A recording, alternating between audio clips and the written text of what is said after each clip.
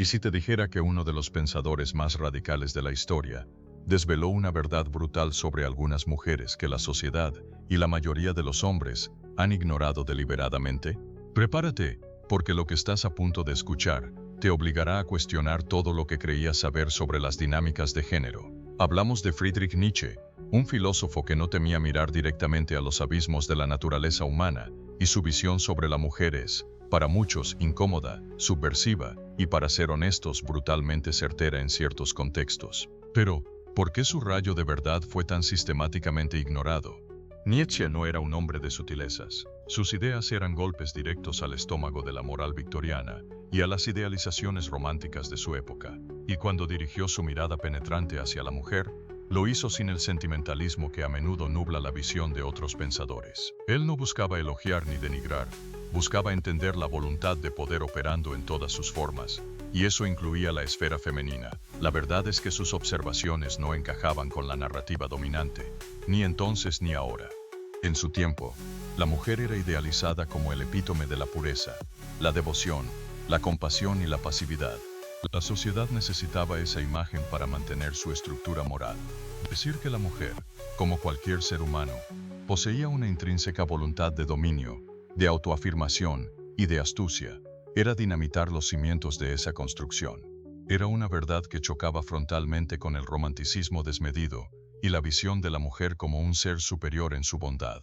Y seamos claros, sigue chocando hoy con muchas sensibilidades.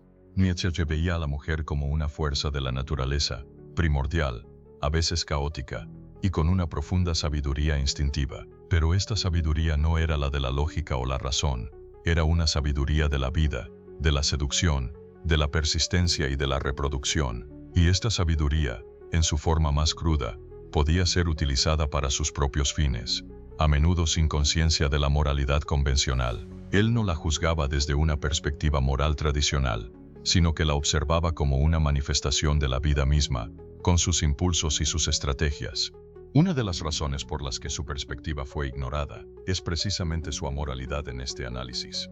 Nietzsche no decía que la mujer fuera mala por estas cualidades, sino que eran inherentes a su forma de manifestar la voluntad de poder. Pero el mundo prefería una imagen más simple, más controlable, la mujer como un ángel del hogar o una criatura etérea. Reconocer su poder inherente, su astucia, su capacidad de persuasión y su voluntad, era reconocer una fuerza que podía ser incontrolable, y eso aterra. Además, sus ideas eran a menudo fragmentadas, poéticas y aforísticas, lo que las hacía difíciles de digerir para la mentalidad académica y el público en general. Sus frases sobre la mujer eran sacadas de contexto, mal interpretadas, y a menudo utilizadas para tacharlo de misógino. Y sí, algunas de sus formulaciones son duras, incluso crueles si se leen de forma superficial. Pero si uno se sumerge en su filosofía, entiende que su crítica es una crítica a la moralidad en sí misma, y no un ataque personal a la mujer. Él no elogiaba al hombre per se, sino a la voluntad de poder que se manifestaba en ciertos hombres. Del mismo modo, sus verdades sobre la mujer apuntaban a esa misma fuerza. Así que, mientras desenterramos estas verdades incómodas, ten en cuenta que no se trata de denigrar, sino de comprender. Se trata de ver más allá de las idealizaciones y las condenas, para apreciar una perspectiva que, aunque cruda, ofrece una lente poderosa para entender la dinámica de las relaciones humanas. Nietzsche no fue escuchado porque su verdad era demasiado inconveniente, demasiado desnuda, para una sociedad que prefería vivir en el autoengaño. Pero hoy, quizás, estamos listos para escucharla. Ya hemos establecido por qué el mundo no quiso escuchar a Nietzsche. Ahora, adentrémonos en el corazón de su filosofía aplicada a la mujer, la voluntad de poder femenina. Este es un concepto que la sociedad moderna, en su afán por la igualdad superficial, prefiere ignorar, y al hacerlo, pierde de vista una de las fuerzas más potentes y subestimadas en la dinámica humana. Para Nietzsche, la voluntad de poder no es simplemente dominación o agresión, es la fuerza impulsora fundamental de toda vida, el impulso de crecer, de superar, de autoafirmarse. Y en la mujer, esta voluntad se manifiesta de maneras distintas, a menudo ocultas y por lo tanto mucho más insidiosas. Si en el hombre la voluntad de poder se expresa a menudo de forma directa, a través de la fuerza física, la conquista, la lógica y la imposición, en la mujer, según Nietzsche, esta voluntad es a menudo más sutil, indirecta y psicológica. Él no la veía como débil, sino como astuta. La mujer, al no tener la misma fuerza bruta o el mismo acceso directo al poder social en muchas épocas, desarrolló estrategias diferentes para afirmar su voluntad. Piensa en la seducción, la persuasión, la manipulación emocional, la capacidad de influir sin necesidad de ordenar. Estas no son debilidades, son herramientas de poder. La verdad brutal aquí es que la voluntad de poder femenina a menudo opera disfrazada de otras cualidades. Puede presentarse como vulnerabilidad o necesidad de protección. La mujer que se muestra frágil o indefensa puede inconscientemente estar ejerciendo una inmensa voluntad de poder sobre el hombre que la rescata. Él se siente fuerte y necesario, pero ella ha logrado movilizar sus recursos y dirigir su energía hacia sus propios fines, a menudo sin que él se dé cuenta de que está siendo dirigido. Esto no es una conspiración, sino una estrategia instintiva, forjada a lo largo de eones, para asegurar la supervivencia y el dominio en un mundo donde la fuerza física no era su principal arma. Otro disfraz común es la intuición. Nietzsche reconocía una profunda sabiduría intuitiva en la mujer, una conexión con la vida que trascendía la razón. Pero esta intuición, en manos de la voluntad de poder, puede convertirse en una herramienta formidable para la persuasión o el control. La mujer sabe cosas sin poder explicarlas lógicamente, y esta sabiduría puede ser usada para guiar o desviar a quienes la rodean. Es la fuerza del presentimiento que no necesita argumentos, la certeza emocional que desbanca la lógica.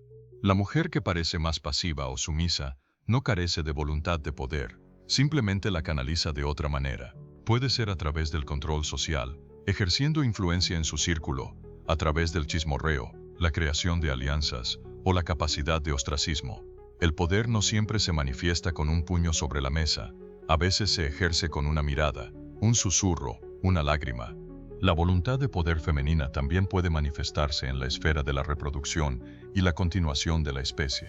El poder sobre la vida, sobre la siguiente generación, es una fuerza primordial que Nietzsche no subestimaba. La mujer, como portadora de vida, ejerce un poder intrínseco sobre el futuro que el hombre, a menudo, no puede igualar. Esto le confiere una autoridad biológica y psíquica que puede ser utilizada para modelar el mundo a su alrededor. Ignorar estas manifestaciones de la voluntad de poder femenina es vivir en un estado de ingenuidad. Muchos hombres se encuentran en relaciones donde sienten que están siendo manejados, o que sus deseos son constantemente desviados, sin entender el mecanismo subyacente. La verdad brutal de Nietzsche es un llamado a la conciencia, a ver que detrás de las apariencias, detrás de las máscaras sociales, la voluntad de poder está siempre en juego, en todas las personas, y en la mujer opera con una astucia y una profundidad que merece ser reconocida, no para juzgar, sino para comprender y navegar la complejidad de la interacción humana con los ojos bien abiertos. Hemos visto cómo la voluntad de poder se camufla. Ahora Friedrich Nietzsche nos invita a quitar otra de las máscaras más seductoras, y a la vez más engañosas de la psique femenina, la máscara de la compasión. Esta es una de sus verdades brutales que nadie quiso escuchar, porque desafía directamente la narrativa de la mujer como el ser inherentemente más moral, más empático y más altruista.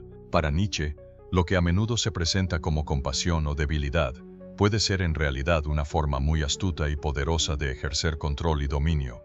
Piensa en la compasión, el altruismo o incluso el sacrificio personal. Son virtudes altamente valoradas en nuestra sociedad, especialmente cuando se asocian con la feminidad. Pero Nietzsche, con su visión despiadada, se preguntaba, ¿es siempre una virtud pura, o puede ser una herramienta? Él argumentaba que, en ciertos casos, la compasión excesiva o el victimismo pueden ser una manifestación de una voluntad de poder encubierta. Si una mujer se presenta como débil, enferma o sufriente, ¿qué logra con ello? A menudo, logra movilizar la atención, la energía y el sacrificio de quienes la rodean. Obtiene un poder sobre los demás al hacerlos sentir culpables, necesarios o responsables de su bienestar. Esta es la verdad brutal. La debilidad, cuando se explota conscientemente o inconscientemente, puede convertirse en una fuerza inmensa. Nietzsche veía en la mujer la capacidad de usar la virtud para sus propios fines. La mujer que es demasiado buena para este mundo, la que siempre está sufriendo, la que se sacrifica por todos, puede estar ejerciendo un poder inmenso sobre las emociones de los demás. Su debilidad se convierte en una soga que ata a los hombres, o a otros, a su servicio. No es una agresión directa, no es una orden, sino una manipulación emocional sutil que opera bajo el disfraz de la bondad o la fragilidad. Considera el reproche velado, la lágrima en el momento justo, la enfermedad conveniente. Estas no son necesariamente acciones conscientes de malicia, sino mecanismos psíquicos que, en la visión de Nietzsche, surgen de una voluntad de dominio que no puede expresarse directamente. Si el hombre busca el poder a través de la conquista del mundo exterior, la mujer puede buscarlo a través de la conquista del mundo interior, es decir, el control de las emociones y las voluntades de quienes la rodean. Nietzsche veía una forma de crueldad sutil en esta manipulación, la crueldad de la bondad que anula, la compasión que infantiliza, el sacrificio que exige una deuda eterna. Es la tiranía de la víctima, el control ejercido a través de la culpa, y la sociedad enceguecida por la idealización de la mujer como ser moralmente superior, se negaba a ver esta dinámica, prefería la imagen de la mujer altruista y desinteresada, antes que reconocer la complejidad y la ambivalencia de su voluntad. Para el hombre, ignorar esta dinámica es caer una y otra vez en trampas emocionales, es sentirse constantemente en deuda, responsable de la felicidad del otro, o atrapado en un ciclo de rescate que nunca termina. La verdad de Nietzsche es un llamado a la discriminación. No se trata de desconfiar de toda compasión, sino de desarrollar la perspicacia para discernir cuando una virtud se convierte en una herramienta de poder. Reconocer la máscara de la compasión es un acto de honestidad radical. Significa ver que la bondad y la debilidad no siempre son lo que parecen. Permite al hombre liberarse de la culpa impuesta y a la mujer, si es ella quien opera desde esta máscara inconscientemente, la oportunidad de desarrollar una voluntad de poder más directa, más honesta y, en última instancia, más sana. Es una verdad incómoda, sí, pero necesaria para la autenticidad en cualquier relación. Si has llegado hasta aquí, estás listo para una de las observaciones más controversiales y menos comprendidas de Nietzsche, la idea de la mujer como peligro. Esta no es una declaración de misoginia, como a menudo se malinterpreta, sino una verdad brutal sobre una faceta de la psique femenina que él consideraba una fuerza primordial, a veces hermosa, a veces aterradora, y siempre profunda. Para Nietzsche, el peligro no residía en la maldad, sino en la intuición abismal y la capacidad inherente de engaño, no necesariamente malicioso, que la mujer posee y que el hombre a menudo es ciego a reconocer.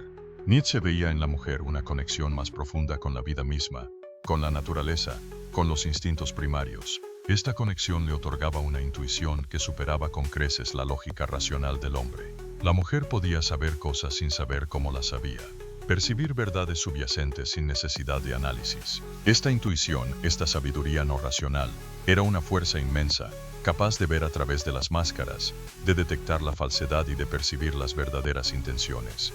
Pero aquí reside el peligro. Esta profunda intuición, combinada con la voluntad de poder femenina y su naturaleza indirecta, puede transformarse en una poderosa capacidad de engaño.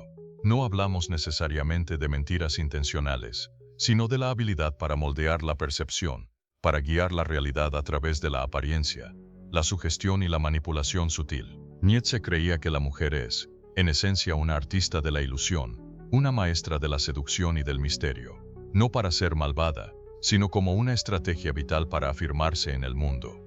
Piensa en cómo la mujer puede usar su encanto, su vulnerabilidad aparente, o su belleza para influir. No es un engaño consciente en el sentido de una estafa, sino una forma de operar en el mundo donde la verdad objetiva es menos importante que el efecto deseado. Ella puede construir una atmósfera, una emoción, que el hombre, anclado en su lógica, a menudo no puede desentrañar. Él se enamora de una imagen, de una sensación, sin percibir la corriente subyacente de voluntad que la dirige. La peligrosidad para Nietzsche radicaba en la capacidad de la mujer de operar en un plano diferente al del hombre. Mientras el hombre se aferra a la claridad, a la razón, a la transparencia, la mujer puede habitar en el reino de lo implícito, lo emocional, lo ambiguo, y esta ambigüedad puede ser una trampa para el hombre que busca una verdad directa y sin fisuras. Se siente confundido, manipulado, sin entender el porqué, porque está aplicando su propia lógica a una dinámica que opera bajo otras reglas. Esta verdad es brutal porque obliga al hombre a reconocer su propia ceguera ante estas fuerzas. Le exige una sofisticación emocional y psicológica que a menudo no posee. Le insta a ver más allá de la superficie, a desarrollar su propia intuición, a no dejarse arrastrar por el hechizo de la apariencia. Para la mujer, esta verdad es un reconocimiento de un poder innato, la capacidad de moldear la realidad y de influir profundamente en los demás, una capacidad que puede ser usada para la creación, o si no se maneja con conciencia, para la desintegración. Nietzsche no era un moralista que condenaba esta habilidad. La veía como una manifestación de la vida. Su peligro era una advertencia.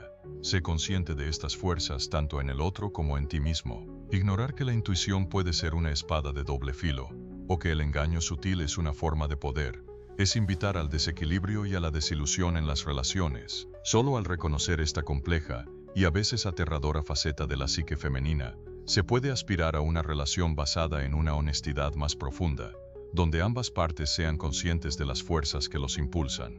Hemos desvelado el peligro y la astucia inherente. Ahora, Nietzsche nos confronta con una de las mayores trampas que tanto hombres como mujeres construyen, el eterno femenino. Esta es la verdad brutal que nadie quiso escuchar, porque es la dulce mentira que perpetúa la ilusión y nos impide ver a la mujer en su verdadera y compleja humanidad.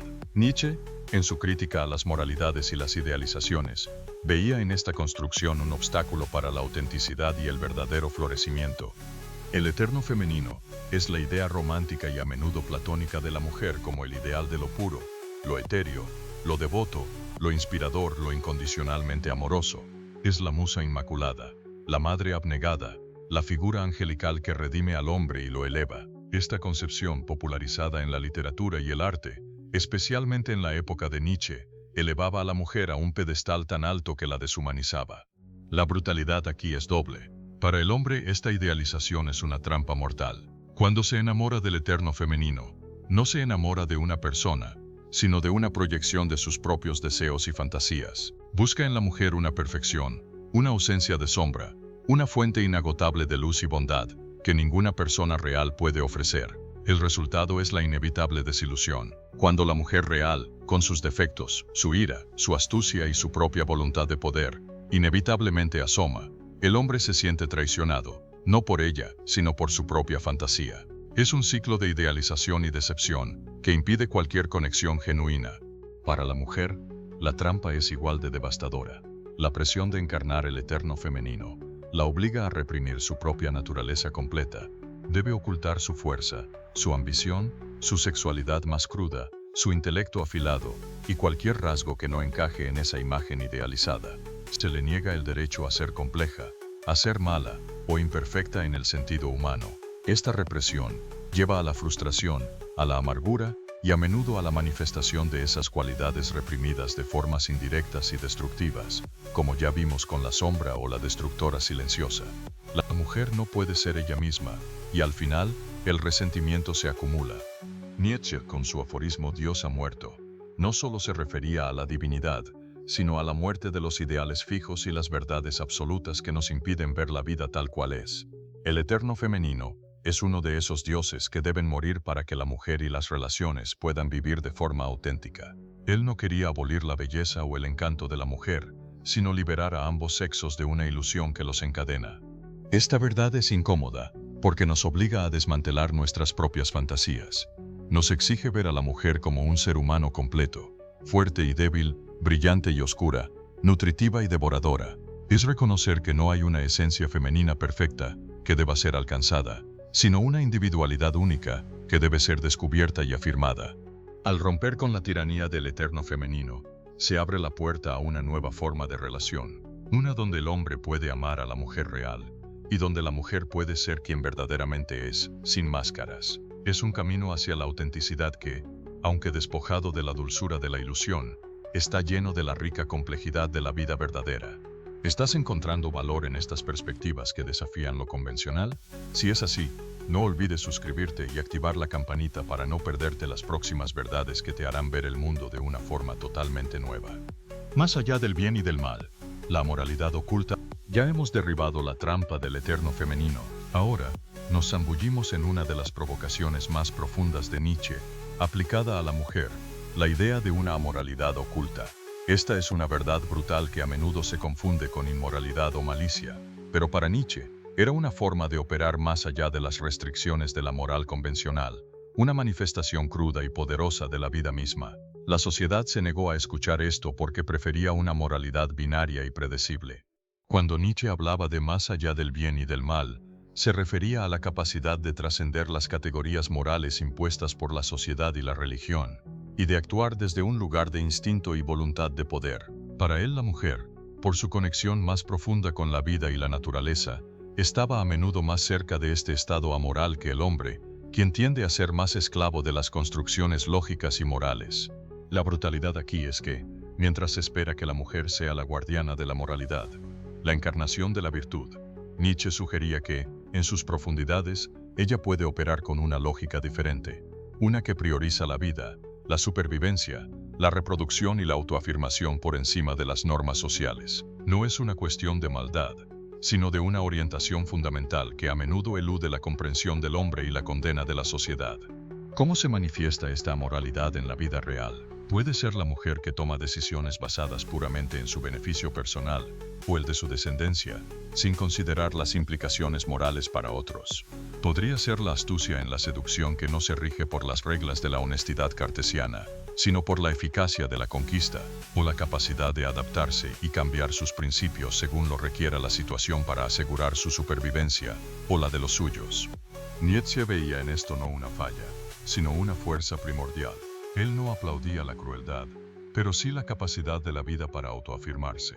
Mientras el hombre se debate con la culpa y el deber, la mujer, en ciertos contextos, puede navegar la vida con una ligereza amoral, una libertad de las cadenas de la conciencia moral que el hombre rara vez posee. Es la capacidad de decir sí a la vida en todas sus manifestaciones, incluso aquellas que la sociedad considera incorrectas. Este concepto es especialmente difícil de aceptar porque desafía nuestra necesidad de etiquetar y juzgar. Preferimos que la mujer sea buena o mala, porque eso nos da una sensación de control y comprensión. Pero Nietzsche nos empuja a ver que la complejidad humana va más allá de estas etiquetas. La amoralidad oculta no es una licencia para el libertinaje, sino un reconocimiento de una libertad instintiva que opera en las profundidades de la psique. Para el hombre, reconocer esta verdad es una invitación a la cautela y a una comprensión más profunda. Significa no esperar que la mujer siempre se ajuste a un código moral rígido o a un estándar de comportamiento predecible. Le exige desarrollar su propia capacidad de juicio, de ver más allá de la superficie y de no ser ingenuo ante las fuerzas vitales que operan en el otro. Para la mujer, es una llamada a reconocer y quizás a integrar esta fuerza moral de una manera consciente, para que no opere desde las sombras de la culpa o la represión, sino que pueda ser utilizada para la afirmación sana de la vida. Hemos confrontado la amoralidad oculta y las verdades incómodas. Ahora Friedrich Nietzsche no solo nos deja con una crítica, sino que nos ofrece una visión, una posibilidad de trascendencia, el ideal del hombre y la mujer superior. Esta es la verdad más ambiciosa y menos comprendida de todas, porque se eleva por encima de las limitaciones de género y de la moral convencional, hacia una relación donde ambos individuos se impulsan mutuamente a su máximo potencial. La sociedad se negó a escuchar esto porque el concepto de superioridad choca con la comodidad de la mediocridad. Nietzsche, con su concepto del Übermensch o superhombre, no hablaba de un ser físicamente superior o moralmente perfecto, sino de aquel que ha logrado superarse a sí mismo, que ha confrontado sus propias debilidades, que ha integrado sus sombras y que vive de acuerdo con su propia voluntad de poder, creando sus propios valores más allá del bien y del mal impuestos. La mujer superior es, análogamente, aquella que ha logrado este mismo nivel de autodominio y autocreación. La brutalidad aquí es que este tipo de relación no es para todos. No es una búsqueda de la media naranja en el sentido romántico, sino una unión de dos fuerzas soberanas que se respetan mutuamente en su individualidad y que se desafían a crecer. Nietzsche no veía el matrimonio o la relación como un fin en sí mismo, sino como un medio para el crecimiento y la superación. Para él, una relación ideal entre un hombre y una mujer no era aquella que se basaba en la comodidad o la seguridad, sino en la aspiración compartida hacia la grandeza. ¿Cómo se manifiesta este vínculo trascendente? No hay espacio para la manipulación sutil, la victimización o la idealización. El hombre superior no busca una madre o una musa pasiva, busca una compañera que sea un igual en su voluntad y en su espíritu. La mujer superior no busca un protector que la infantilice, busca un hombre que la desafíe, que respete su autonomía y que la impulse a manifestar su propia voluntad de poder de forma directa y honesta. En esta visión, las máscaras caen, la compasión disfrazada de control se revela, y la intuición y el engaño son reconocidos como herramientas que pueden ser trascendidas o utilizadas con una conciencia superior. Ambos se atreven a ser quienes son, en toda su complejidad, y se aman por su fuerza, no por su debilidad. Es una relación donde la honestidad brutal es el cimiento, donde se valoran la independencia y la autosuperación más que la fusión emocional.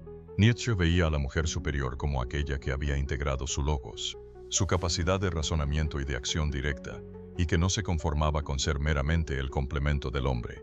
Era una mujer que poseía su propia verdad y su propia autoridad, y el hombre superior, a su vez, no temía la fuerza o el intelecto de la mujer, sino que lo celebraba como un reflejo de la vida en su máxima expresión. La verdad incómoda de este capítulo es que este ideal es exigente.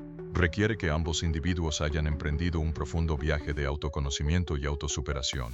Significa dejar de lado las expectativas convencionales de lo que una relación debería ser, y abrazar una visión donde el crecimiento individual es tan importante como la conexión. Para muchos, esto es demasiado desafiante, demasiado solitario, porque implica la aceptación de la responsabilidad total sobre la propia existencia.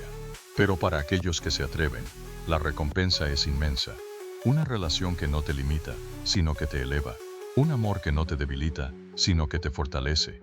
Es el vínculo entre dos seres que, habiendo confrontado las verdades brutales de su propia naturaleza, eligen unirse no por necesidad, sino por una voluntad compartida de trascendencia. Hemos llegado al final de este desafiante viaje por las verdades de Nietzsche sobre la mujer. Hemos mirado sin pestañear la voluntad de poder oculta, la máscara de la compasión, el peligro de la intuición y el engaño, la trampa del eterno femenino, la amoralidad en las profundidades y la posibilidad de un vínculo superior. La verdad final y más crucial que Nietzsche nos legó es la liberación incómoda, la libertad que se obtiene solo al abrazar estas verdades, por muy dolorosas o subversivas que sean, y al negarse a vivir en la ilusión. La verdad brutal de Nietzsche no es un manual para la misoginia o para la condena de la mujer. Al contrario, es una llamada a la honestidad radical, tanto para hombres como para mujeres. Es una invitación a desmantelar las idealizaciones tóxicas, a reconocer las fuerzas inconscientes que operan en nosotros y en los demás, y a buscar relaciones basadas en la autenticidad, no en la fantasía o la autonegación. La sociedad ignoró estas verdades porque son disruptivas, desafían la comodidad de las narrativas establecidas y exigen una madurez que pocos están dispuestos a cultivar. Pero, ¿cuál es el precio de ignorar estas verdades? Es un ciclo de frustración, desilusión y conflicto. El hombre que se aferra a la imagen del eterno femenino se sentirá constantemente traicionado por la mujer real. La mujer que se niega a reconocer su propia voluntad de poder o su amoralidad instintiva operará desde la sombra, a menudo manipulando inconscientemente o reprimiendo partes vitales de su ser. Las relaciones se convierten en campos de batalla de expectativas no dichas y decepciones profundas. Todo porque la verdad, en su complejidad, era demasiado incómoda de enfrentar. Nietzsche, en su esencia, nos impulsó a convertirnos en filósofos de la vida, a observar la existencia sin adornos, a aceptar la complejidad y la dualidad de la naturaleza humana. Abrazar estas verdades sobre la mujer no es para juzgarla, sino para comprenderla con una profundidad que pocos alcanzan. Es para ver que detrás de las apariencias operan fuerzas poderosas que, si se reconocen, pueden ser integradas para una vida más plena y relaciones más honestas. Entonces, ¿cómo aplicas esta liberación incómoda en tu vida? Primero, con autoconocimiento implacable. Examina tus propias proyecciones sobre las mujeres. ¿Cuáles son tus expectativas idealizadas? ¿Te has sentido traicionado por el comportamiento de una mujer? ¿Cómo podrías estar contribuyendo a la perpetuación de estas ilusiones? Segundo, con observación perspicaz y sin sentimentalismos. Cuando interactúes con mujeres, intenta ver más allá de la superficie. Reconoce que, como en cualquier ser humano, existen múltiples capas: la compasión y el control, la intuición y el engaño, la luz y la sombra. Esto no es cinismo, es realismo. Tercero, con valor para la honestidad radical. En tus relaciones, atrévete a la verdad. Abandona los juegos de poder inconscientes. Exige la autenticidad y ofrécela a cambio. Esto puede ser doloroso al principio, pero es el cimiento de cualquier conexión genuina. Cuarto, con una visión de superación. Si aspiras a una relación con un hombre superior o una mujer superior, comprende que ésta se construye sobre el respeto a la individualidad, la autosuperación mutua y el rechazo de la mediocridad. Es una unión de dos voluntades fuertes, no de dos mitades incompletas. La liberación incómoda de Nietzsche te empodera, te libera de la ingenuidad y te dota de una visión más aguda de las dinámicas humanas. Al aceptar la complejidad y las contradicciones de la psique femenina, no solo comprendes mejor a las mujeres en tu vida, sino que también te comprendes mejor a ti mismo y la voluntad de poder que opera en tu propia existencia. Es un camino exigente, sí, pero es el único camino hacia una vida vivida con verdad y una libertad auténtica. Si estas ideas han resonado contigo y estás listo para seguir cuestionando y creciendo, suscríbete y activa las notificaciones. Nos vemos en el próximo video donde seguiremos desvelando verdades que el mundo prefiere ignorar.